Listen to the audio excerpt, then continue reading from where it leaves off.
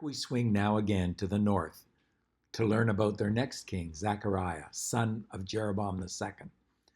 Once again, we learn that he ascended the throne at a particular time during the reign of the king of Judah, ruling in the south. In fact, this happened in the 38th year of Azariah's reign. Hi, I'm Ken Goodevans, and this is Digging for Scriptural Gems.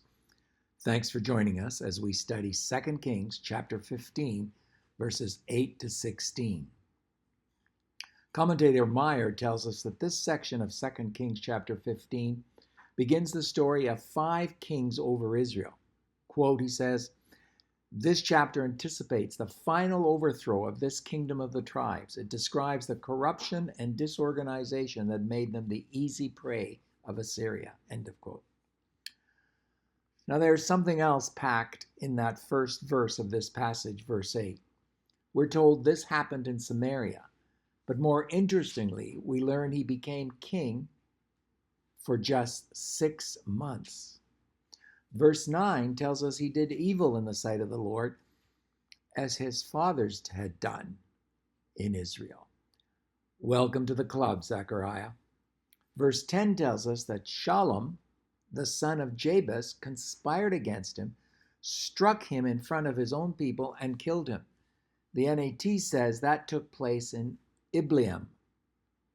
Zechariah was so despised by his own people that Shallum was able to do this, and Shallum reigned in his place. Boy, that was fast. But we are told that this was according to the word of the Lord, which he had spoken to Jehu, saying, quote, "Your sons to the 4th generation will be on the throne."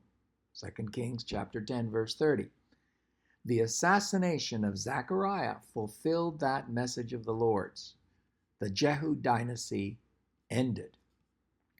Shallum became king in the 39th year of Uzziah's reign in the south, and you think Zechariah's reign was short at 6 months?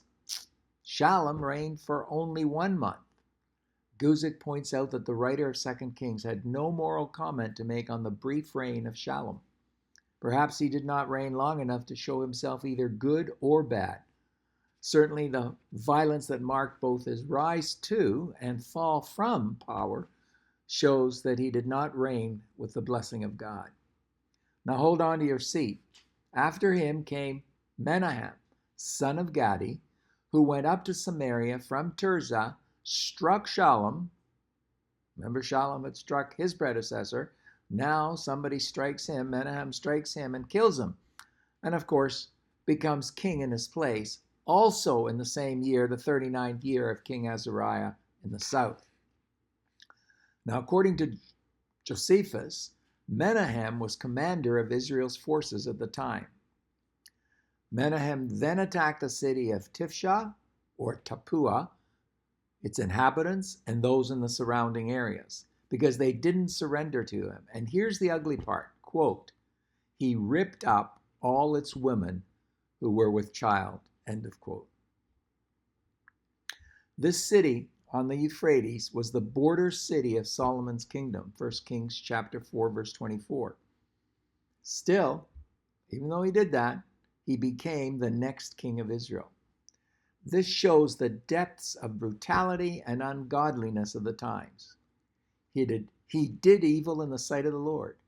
He reigned for 10 years, from approximately 752 to 742 BC. One commentator believes that the 4 kings in the family Jehu provided Israel with the best period of her ancient history, yet none of the kings fully pleased the Lord. But that was the best they could do. But if that was the case, and I believe it was, then those that came after Zechariah were a real mess, throwing Israel into total chaos and ruin.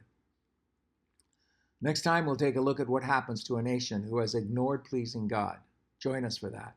In the meantime, if you like what you're seeing or hearing, please indicate so in the video you're watching. If you haven't subscribed already to our YouTube channel, Digging for Scriptural Gems, please do so. We dig deep into the scriptures. And above all, keep on studying God's Word.